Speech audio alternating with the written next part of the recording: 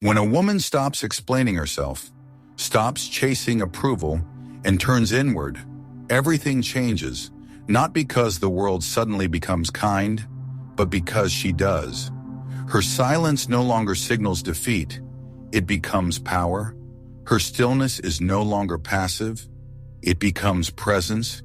In a culture that rewards performance and punishes pause, choosing quiet self-possession is an act of rebellion. This is the inner citadel, the Stoic fortress of reason that no one can breach. A woman who lives from this place does not react to every insult or demand. She observes, she chooses, she reclaims her time, her mind, her peace, not by controlling others, but by mastering herself. In this video, we explore how Stoic philosophy helps women shift from emotional reactivity to calm clarity. You'll learn how silence becomes strength, how rational detachment creates peace, and how living by virtue, not emotion, brings true power. If you're done explaining, done proving, done breaking, then watch closely, like, subscribe, and begin the practice. Everything changes when you return to yourself. Number 1. Applying the dichotomy of control, focusing on what is ours. The moment a woman reclaims her attention, she begins to reclaim her life. And the Stoics understood this long before modern psychology caught up. Epictetus made it painfully simple. Some things are up to us, and some are not. It sounds obvious, even simplistic. But how many women suffer daily because they've blurred this line? Because they're still trying to fix people who won't change, win approval from those who withhold it, or control outcomes that were never theirs to shape. The dichotomy of control isn't just a theory, it's a gate. On one side is slavery to the opinions, moods, and actions of others. On the other side is inner freedom. A woman who walks through this gate stops bleeding energy into things that don't belong to her. She starts living from the inside out.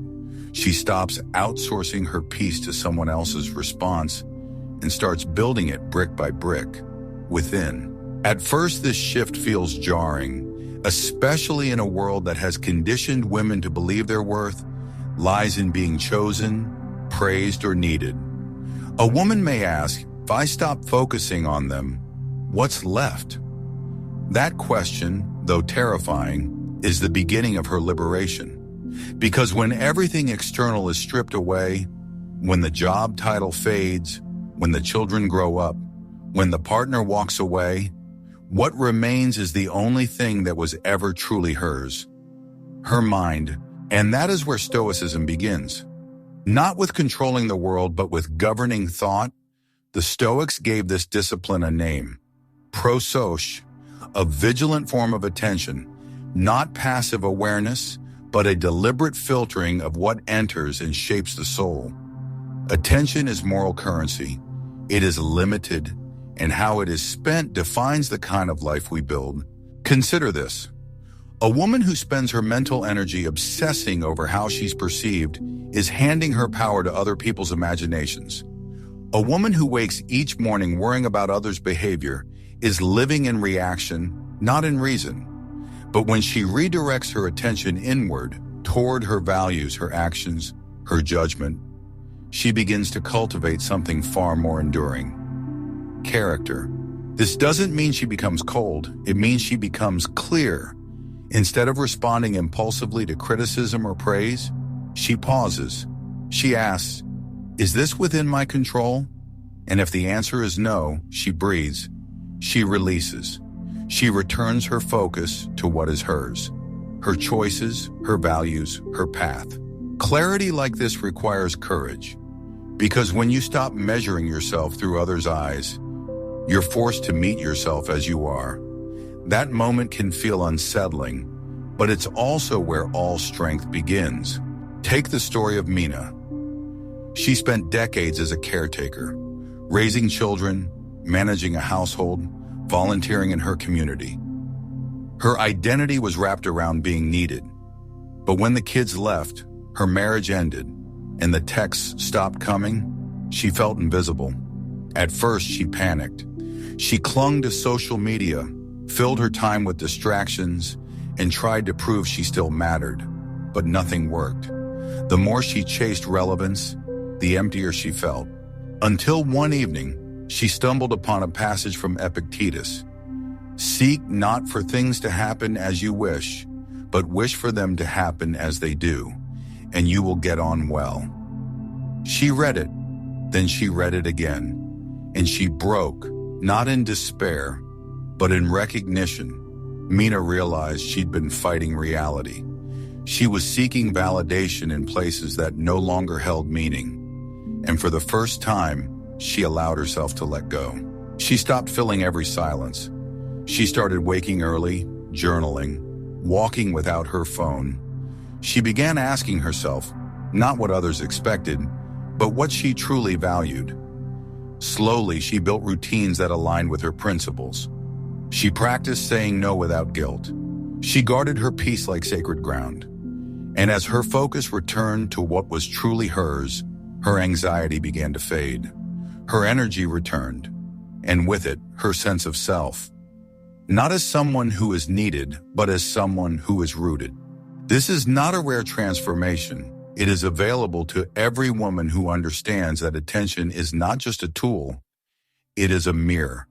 It reflects what we serve. And if your attention is constantly consumed by what others do or don't do, then you are serving chaos, not character. But when you begin to place your attention deliberately on what aligns with virtue, everything shifts.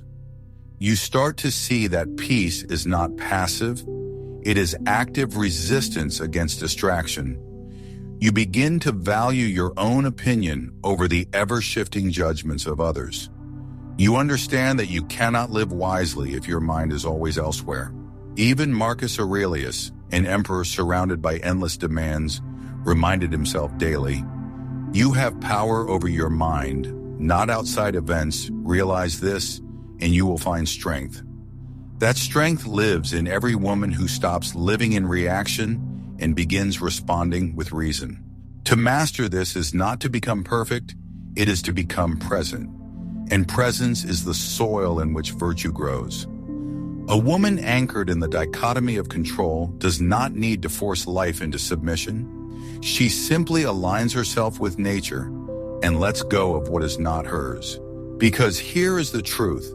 When your energy stops being scattered, your soul stops feeling fractured. And when you no longer carry what isn't yours, your hands are finally free to build what truly is. Your values, your stillness, your unshakable peace. Number 2. The discipline of assent, the power of the pause. In Stoic philosophy, one of the most overlooked superpowers is the ability to pause before forming a judgment. This pause, what the Stoics call the discipline of assent, is the sacred space between stimulus and response. It is the split second where clarity is born and suffering is either invited in or kept out. Epictetus made it clear. Impressions will arrive at the gates of your mind uninvited, but whether you let them in, that is entirely up to you. A woman who practices the discipline of assent is not merely quiet, she is sovereign. Her silence is not emptiness, it is awareness. It is the refusal to blindly accept every emotional impression as truth.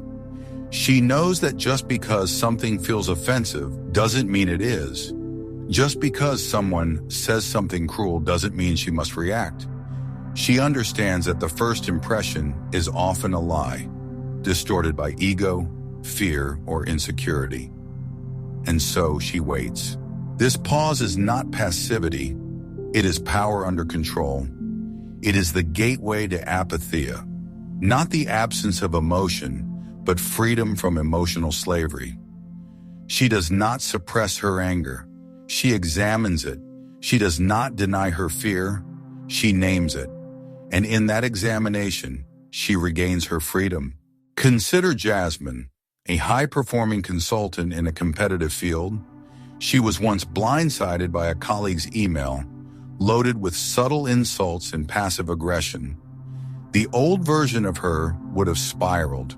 She would have written a fiery reply, hit send, then spent the rest of the day reliving it, doubting herself, rehearsing what she should have said. But this time, she remembered a single quote from Marcus Aurelius.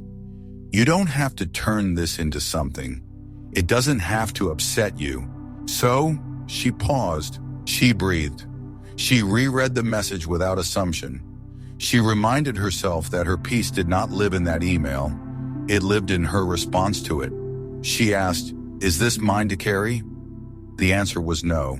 The offense belonged to the sender, not to her. And so she responded with silence. Not because she lacked words, but because she no longer needed to prove her worth. That is the discipline of assent in action.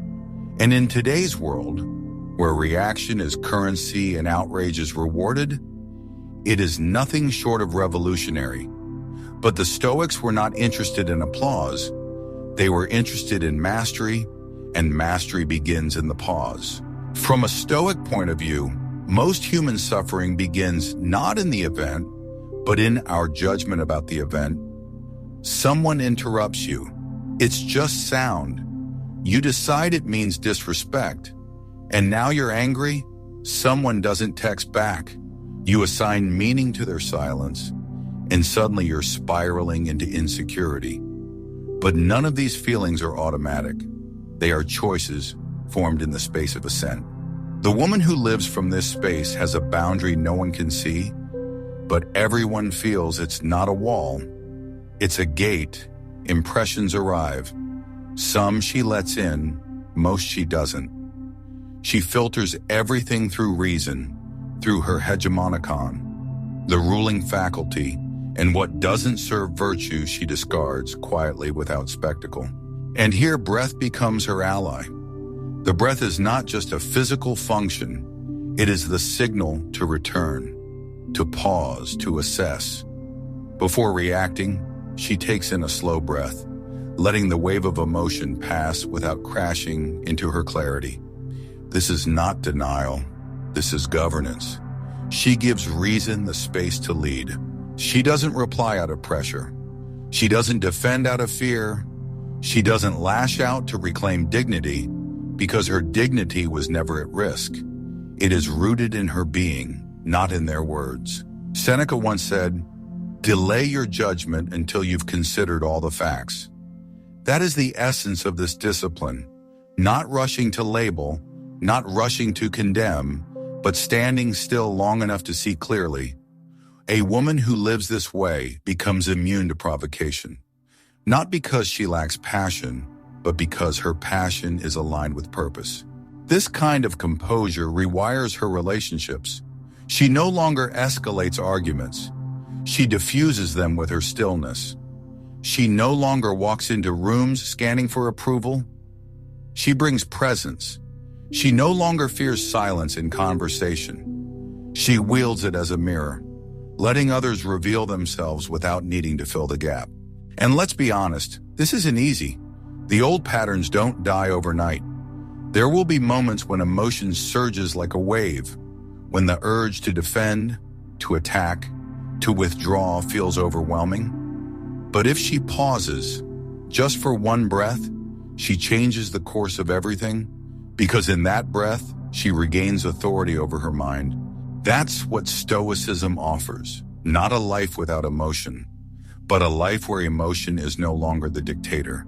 A life where silence becomes a tool of discernment.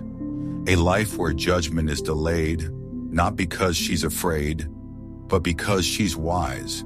Ultimately, this is the highest form of discipline. The ability to remain still while the world tries to shake you, to choose your reaction instead of being chosen by it, to respond with principle instead of pride. Because here's the truth. The woman who masters the pause does not need loud victories. Her triumph is invisible. It lives in the quiet refusal to be ruled by anything that does not serve her highest self. She doesn't rise to every bait. She doesn't attend every argument. She doesn't need to. She has already won by not letting the world pull her out of alignment. Number 3. Achieving apatheia, mastery over the passions. To live freely, a woman must learn to govern what governs her, and the Stoics were unflinching in their teaching. We are not disturbed by events, but by our judgments about them. The passions, anger, fear, desire, envy, are not flaws in themselves. They are what happens when unchecked impressions override reason. Peace doesn't come from erasing emotion. It comes from placing it under the guidance of reason. This is where the concept of apatheia emerges. Often misunderstood, apatheia is not numbness. It is not emotional deadness. It is clarity, the ability to feel deeply without being ruled, to care without losing composure. A woman in apatheia doesn't deny her feelings. She refines them. Her emotions become servants of virtue, not masters of chaos. So where does this emotional sovereignty begin? In the body, the Stoics understood that soul and breath are joined. The Latin word spiritus means both breath and spirit, which is why a single breath, taken with awareness, is not trivial. It is transformational. When anger rises, she breathes. When fear appears, she pauses. When craving whispers, she listens but does not kneel. In that breath, she slows the reaction. And in the space that follows, she chooses again. That breath is not escape, it is return. It is not denial, it is command. It is how she interrupts the storm before it consumes her. And this is not sterile philosophy, it is deeply human. The Stoics weren't asking us to become unfeeling. They asked us to become sovereign over what we feel, sovereign over the one kingdom that matters, the self. Because to live according to nature is not to become robotic, but to become real. To let reason, not emotion, take the lead. Consider Ea.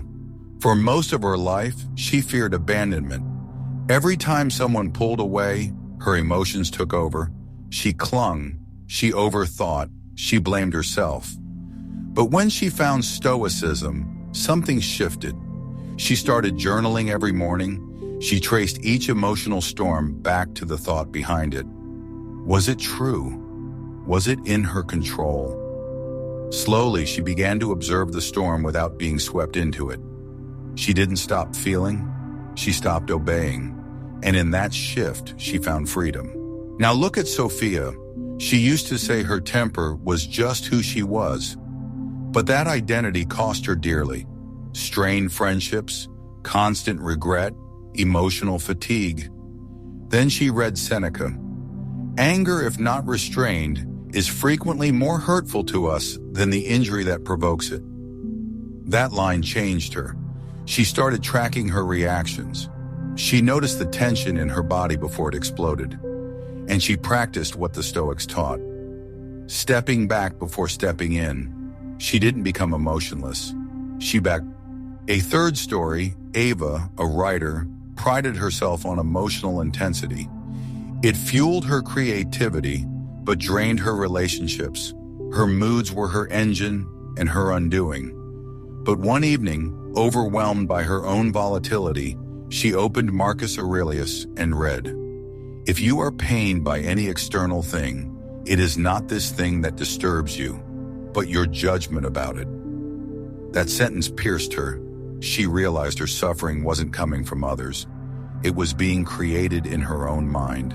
So she began small. And yet emotional mastery does not mean emotional perfection. The Stoics were not idealists. They were realists. They knew that feelings come in waves, sometimes subtle, sometimes overwhelming. What matters is not eliminating these waves, but learning to sail through them with wisdom. Every emotional challenge becomes a training ground, a chance to return to reason, to reaffirm virtue, and to remember who is in command.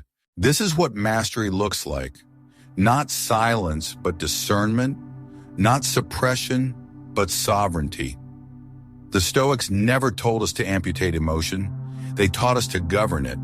Because when a woman stops being ruled by her passions, she begins living by principle.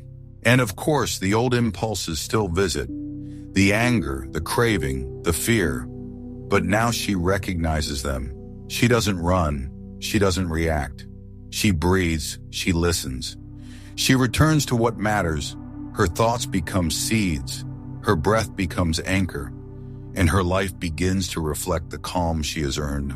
She no longer needs constant reassurance. She no longer spins over delayed replies. She no longer chases emotional highs or spirals from momentary lows. Instead, she lives in alignment with her values, not in the shadow of her emotions. Her consistency is her strength.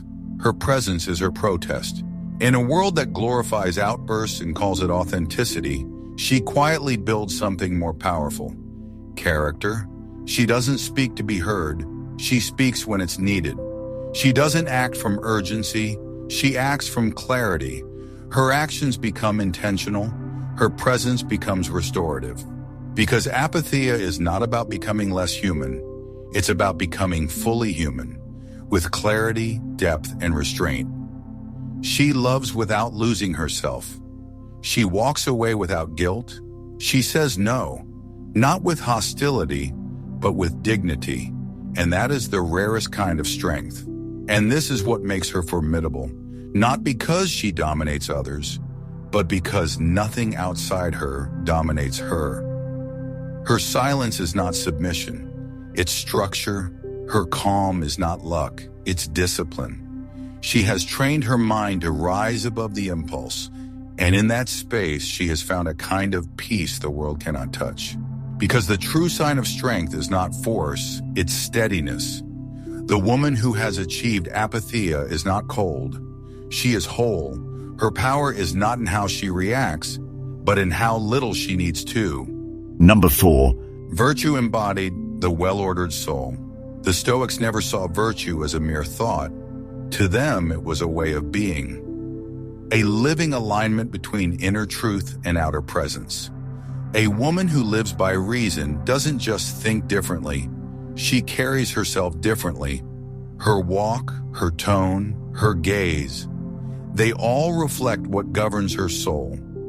You don't need to ask what she believes. You can see it in how she moves through space, how she listens, how she breathes. Her life is not a performance, it is a reflection. At the center of this presence is harmony. The Stoics believed that the well-ordered soul, a soul governed by wisdom, courage, justice, and temperance, naturally expresses itself through the body. When the inner world is calm, the body responds in kind. There's no frantic motion, no over-explaining, no emotional leakage. Instead, she becomes still, intentional. Her posture opens, her voice lowers, her words slow down, not from weakness, but from clarity. This kind of presence can't be faked. It can't be mimicked with confidence tricks or body language hacks. It only emerges when the inner world has been reordered, when fear is replaced with purpose, when doubt is quieted by discipline, when the storm inside is met with the architecture of principle. The Stoic philosophers reminded themselves daily that the body is the servant of the soul.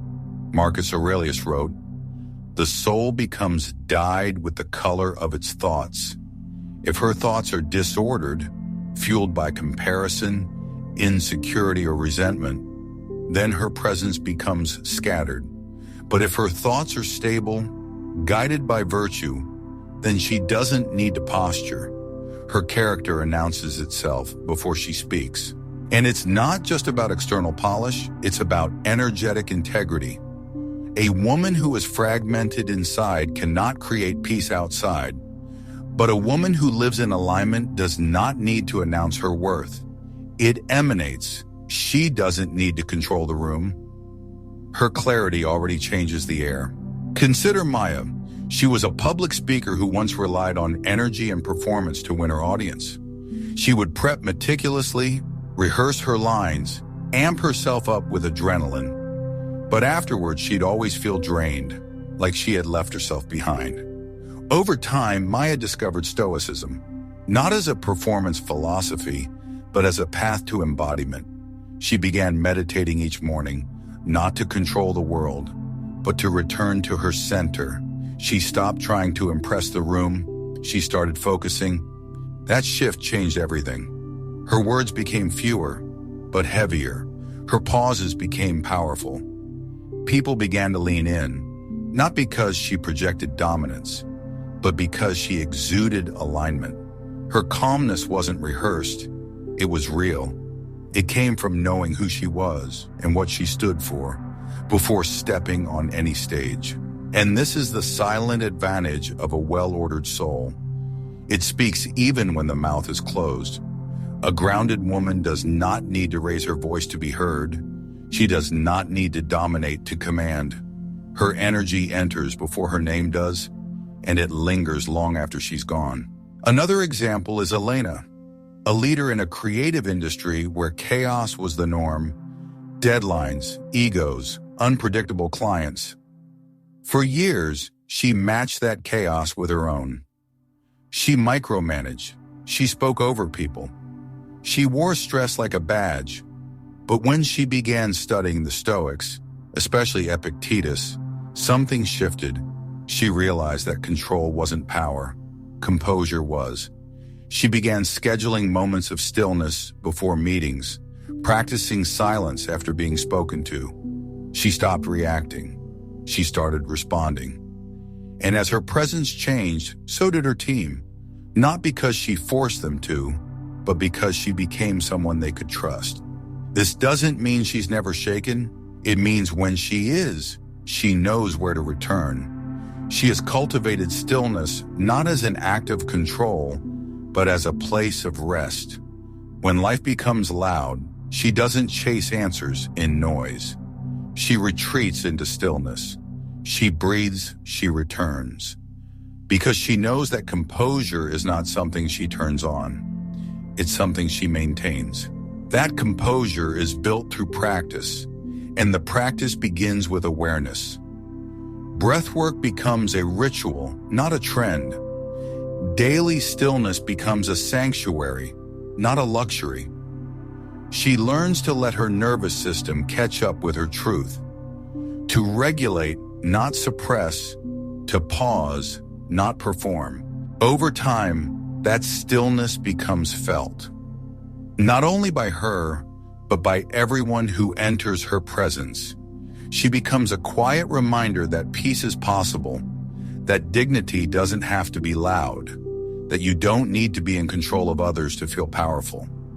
You only need to be in command of yourself. And this is what the Stoics meant by living in accordance with nature. It wasn't about retreating into the forest. It was about bringing harmony into the space you occupy. Starting from within, when the soul is aligned, the life becomes aligned. And from that alignment, action becomes clean. Movement becomes meaningful. Words become weighty. So many people try to manufacture presence. They chase charisma. They study tricks. But the truth is, when you are rooted, you don't need tactics. You become the message. You don't need to say, "Look at me." People will, not because of volume, but because of depth. Because in the end, there is nothing more attractive, more magnetic, more unshakable than a woman who is at home with herself. She doesn't need to convince you of anything. Her stillness is the proof. Her breath is steady. Her values are clear. And her life, regardless of the noise around it, moves in tune with something deeper than impulse. That is virtue embodied, not just in thought, but in breath, in presence, in posture, in tone. A life where the body reflects the soul. A life where the world bends not to force, but to quiet alignment. Number 5. Perception and prudence. Shaping reality and choosing engagements. One of the most powerful truths in Stoic philosophy is this: we do not see the world as it is. We see it as we judge it to be. Perception is not passive. It is an act of interpretation. A woman shaped by virtue interprets the world through the lens of reason, not reactivity. She doesn't ask, "Why is this happening to me?" But instead, "What judgment am I placing on what's happening?" In that one shift, she moves from victimhood to vision. This is what the Stoics meant by the mirror effect. The external world reflects our internal state. When the mind is chaotic, life feels chaotic. When the soul is grounded, the same life becomes manageable, even meaningful. The difference isn't in events, it's in perception. The same silence that feels like rejection to one woman can feel like peace to another. The same uncertainty that feels like punishment to some becomes a challenge to grow for those trained in philosophy. But perception alone is not enough. It must be guided by prudence, the Stoic virtue of wise decision-making. Prudence is what allows a woman to step back and ask, is this worth my energy? Does this serve my growth? Does this align with my values? Without prudence, she reacts. With prudence, she selects. She doesn't throw herself into every conflict. She doesn't explain herself to people committed to misunderstanding her. She chooses where to place her time, her energy, and her presence. This is the power of prudent withdrawal. Not every battle is yours, not every silence is an invitation, and not every connection deserves to be preserved. A Stoic woman knows that preserving her peace is not selfish. It is strategic. Her time is not infinite. Her attention is not free. Her values are sacred, and so she walks away. Not with bitterness, but with wisdom. Consider Amira. For years, she remained entangled in a friendship that had become toxic. The dynamic was clear. She gave, the other took. She listened, the other talked. She forgave, the other repeated. But she kept rationalizing it, believing that loyalty meant endurance, that virtue meant tolerance, until one day during a walk in solitude, she remembered a line from Epictetus. It is impossible for a man to learn what he thinks he already knows. And she realized. She had been assuming she knew who though. She didn't storm out, she didn't burn bridges, she simply stopped feeding the connection. She stopped explaining herself. She started choosing her own company over empty conversations. Over time, the silence revealed what words had always hidden. This wasn't a friendship, it was a transaction. And the more she withdrew, the more she reclaimed. Not just her time, but her clarity. That is what Stoicism offers. The ability to let externals reveal themselves. When you stop projecting need, fear, or expectation onto a situation, you begin to see what's actually there. You stop filling in the silence with assumptions. You stop chasing closure and start embracing clarity. You start letting go, not as an escape, but as an act of spiritual maturity. And this clarity leads to stronger boundaries, not built from anger, but shaped by understanding. A Stoic woman doesn't build walls. She builds filters. She lets in what nourishes her. She lets go of what distorts her. And she does it without guilt, because guilt comes from unclear values. But once you've committed to virtue, your yes becomes clean. Your no becomes peaceful. You don't owe chaos an audience. You don't owe disrespect a response. The modern world tells women to constantly prove themselves, to explain every boundary, to justify every exit. But the Stoic woman does none of this. Her clarity is her explanation. Her peace is her power. She does not need to slam the door. She simply stops walking through it. She does not chase closure. She provides it for herself. This is not coldness. This is precision. Prudence allows her to see what relationships serve her highest self and which ones slowly poison her. She knows that some people are not evil. They're just misaligned, and that's enough. She doesn't need to hate them. She simply needs to honor herself. Another example is Nora, a creative director who kept involving herself in high-drama client work. The intensity felt addictive until her body began breaking down. Insomnia, panic, exhaustion. She turned to Stoic teachings for sanity. What struck her wasn't detachment, it was discernment. She began practicing selective engagement. Instead of trying to fix every fire, she asked, "Is this mine?" That question alone saved her, not from work, but from self-betrayal. She learned that some exits are not escapes. And when she disengages, something powerful happens. Her energy returns, her mind sharpens, her presence deepens, because she is no longer entangled in what drains her. She is no longer carrying people who refuse to walk. She becomes lighter, not because life gets easier, but because she gets wiser. This is the quiet revolution of perception and prudence. The moment a woman stops reacting to how others treat her and starts responding based on how she sees herself. She no longer begs for clarity, she embodies it. She no longer fears distance, she welcomes it, because distance has a purpose. It lets the false things fall away. In time, people show you who they are, but only if you are silent enough to let them and strong enough to accept it. Because the wise woman does not wait for things to fall apart to begin protecting her peace, she does so the moment she realizes it's hers to protect. She no longer waits for the world to give her peace. She creates it by choosing what to carry and what to release. This isn't detachment, it's discipline. It's the quiet courage to let go of noise, of drama, of false obligations, and return to what's hers, her breath, her choices, her path. Because the world does not fall into place when others change. It falls into place when she stops living in reaction and starts living from reason. A woman who cultivates her inner citadel becomes unshakable, not because life is easy, but because her mind is trained. Her silence is no longer empty. It's deliberate, it's protective, it's powerful. So if you feel unseen, unheard, or overstretched, pause, breathe, withdraw, and return to the fortress within you. Like this video if it helped you reclaim a piece of yourself. Subscribe to join this journey of clarity, calm, and unbreakable presence.